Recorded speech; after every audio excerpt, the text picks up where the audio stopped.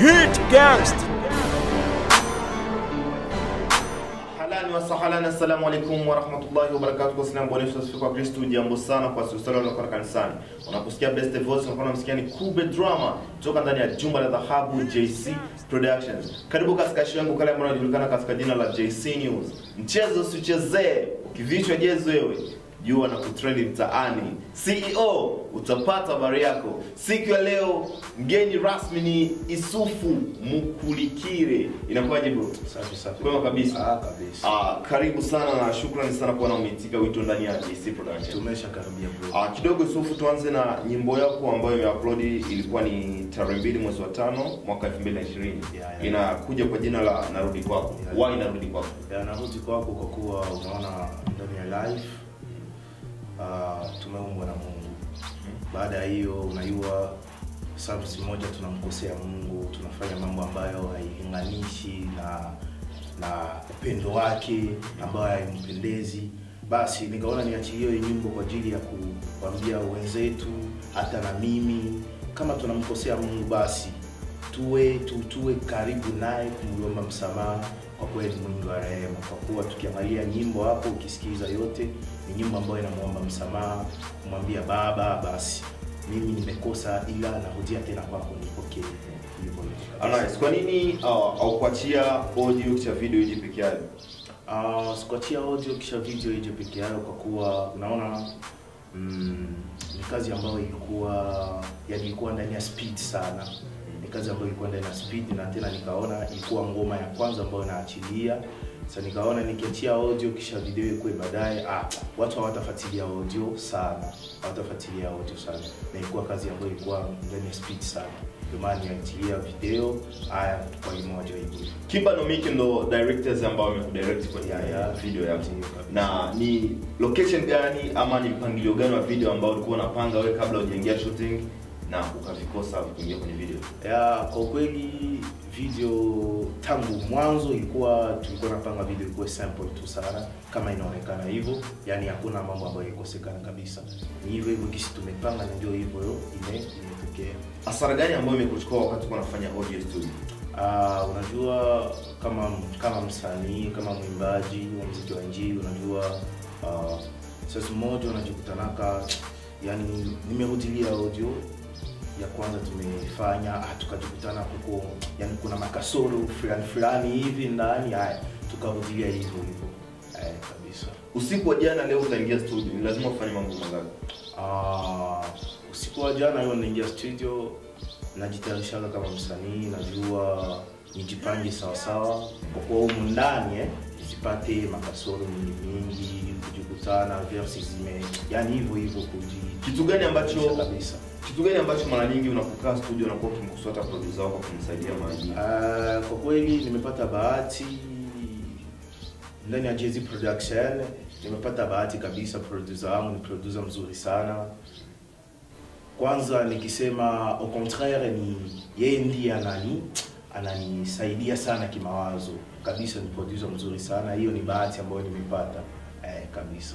Tangu tarehe 2 mwezi wa 5 wa upload video hiyo, ushaangalia kama labda kwenye kipaji chako cha kuimba music kuna baadhi ya faida ambazo ushaenda kuzipata? Unajua kama muziki wa injili kwanza, yani lengo layo sio kwanza faida. Lengo la muziki wa injili tunahitaji kurudisha kondoo zilizopotea kwa Baba. Yani target yetu sio faida sana, hapana, ni kuimba. Ndio tunapoteza pesa kwa kushuti video, kwa kufanya nini, lakini target yetu ni kurudisha kondoo zilizopotea kwa nani? Kwa Baba. Ndio target yetu, kwa maana kipaji tuliyopewa na Mungu. Kidogo nipende kumuuliza Isufu, ni kwamba Isufu tunatolea kama jina la Kiislamu. Wewe ukaitwa Isufu wakati unaimba injili? Unajua ni jina ambalo nilipewa na mzazi wangu. Baba yani nimezaliwa ananiita tu Yusufu hivyo kabisa. Na ukalizoea tu? Nikalizoea na nikasema basi sita change. Unaona jina ni ndefu hivyo, lakini nilisema sita change na bakia na jina langu tu la asili, Isufu Mukulikire. Niambie sasa kidogo tupige story mbele tatu kutana na maisha yako ya kawaida. Sawa. Hivi ulipogundua kama wewe tayari umeshaingia kwenye entertainment ya kuimba gospel, aidha kabisa tunavyosema kuimba nyimbo ambazo zinamtukuza Mungu. Na ni tabia gani ambayo kabisa hutaki kujihusisha nazo wala yakosa usiteremshe heshima yako? Unajua ya kwanza kama unaimba gospel, jikaze uishi maneno ambayo unahitaji katika nyimbo yako. Yaani usije ukaimbe narudi kwako kama hivyo kisha ujikutane tena wewe ndiye unaonekana sana dhambini. Hapana, itakuwa ikupe heshima na iheshimishe Mungu wako. Nice. Isufu Mkulikile, wewe ni mwimbaji wa gospel. Na inaonekana kama uko mbaya. Hivi ukisikia neno Freemason, idea gani inakuja kichwani mwako? Unajua ni dunia ambayo tulimo, hatuwezi kataa. Ipo ya kwanza ni mimi kama mwimbaji wa gospel, kama mtumishi tena vile vile, kwa maana ukikuwa mwimbaji wa gospel hapo uko mtumishi wa Mungu kabisa. Haya naweza tu kuambia watu ni mambo ambayo yanatembea duniani, kujiepusha tu na hiyo mambo ili ya kwamba tutarajie kumuona Mungu. Swali la mwisho ambalo ni kawaida kama inabidi tuanze, lakini acha tutumalize siku ya leo kwamba naambia mambo matatu ambaye Isufu Mkulikile anafanya asubuhi yake. Nikiamka asubuhi, ya kwanza ni kumwomba Mungu, kumshukuru kuona usiku umepita vizuri, kumwambia tuchunge katika mchana. Basi ya pili kama kawaida ni kunawa, unajikuta naye unajisafisha kwanza. Ya tatu napanga mchana wangu, unajua mchana nafanya hiki na hiki hivyo. Ndugu mtazamaji wa kipindi changu cha JC News, kwa nafuatilia ni Kube Drama. Kwa pekee yangu nilikuwa na mwenzangu anaitwa Isufu Mkulikile. Inabidi tumuulize maswali mawili matatu kuhusiana entertainment yake. Ni kwamba ni mwimbaji gospel, anazidi kuzungumza kwamba kuna baadhi ya watu ambao wanaimba kitu kisha hawatendei haki kile kitu ambacho wanakifanya. Ila ni kwamba kitu kimoja ambacho inatakiwa ufahamu leo kama mtazamaji, wewe kama mpenzi wa kazi zangu za JC News, behind the camera ni Tui the shooter. Yatakiwa ufahamu kama Isufu kwa wakati huu kusema tumuitishe hapa ni kwamba kuna checheme fulani za chini ya kapeti. Tumesikia kama anatarajia kuachilia nyimbo yake mpya. Sijui nyimbo hiyo tuitegemee lini? Nyimbo hiyo tuitegemee mwanzo ya mwezi wa 7. Mwanzo wa mwezi wa 7 ndio nyimbo hiyo itakuwa live kabisa. Na kwa nini unachukua muda mrefu sana kuweza kuandaa? Unajua kuimba nyimbo kama kuimba gospel sio kukurupuka tu. Amna. Yaani ni inspiration ambayo mtu anatosha kwa Mungu. Yaani sio kuimba maneno ambayo umejitungia mwenyewe hivyo kuimba maneno ambayo haiko sahihi. Hapana.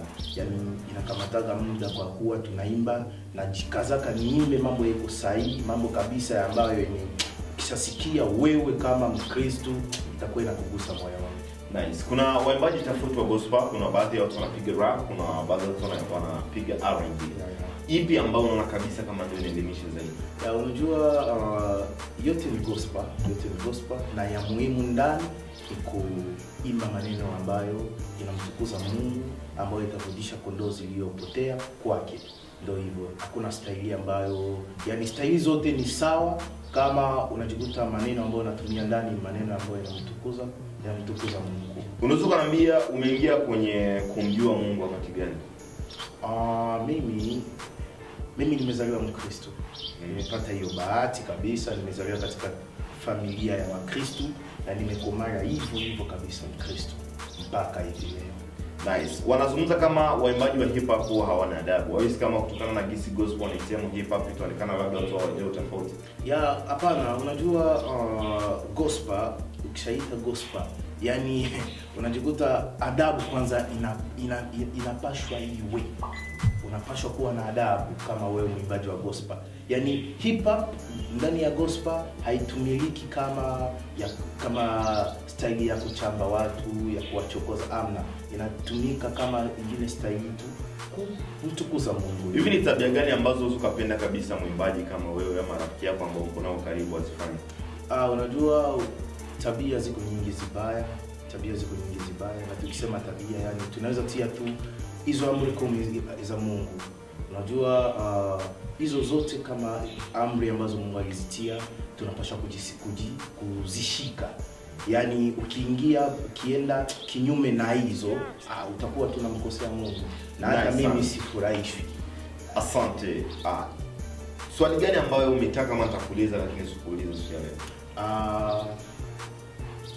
Ambayo ningetaka kuuliza ni labda uniambie ndani ya siku zinakuja ama ndani ya dunia inakuja, message gani ambayo ninayo kwa wenzetu wa Kristo hivyo hivyo. Una vision gani ambayo unataka kuifikisha kwa muda? Kwa muda vision ambayo ninayo ni kuangalia jinsi kazi yangu, kazi ambayo Mungu amenipatia na kipaji ambacho amenipa, ni hakikishe kinatambaa dunia nzima.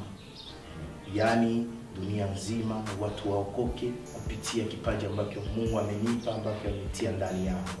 Ndio hivyo kabisa. Asante na shukrani kwa msha subscribe to YouTube channel yangu, inaandikwa ni JC Production, behind camera to the shooter. Asante Najmara, asante sana Najmara, asante sana Big Daddy Studio, asante sana All Black unafanya niingie mjini. Goodbye.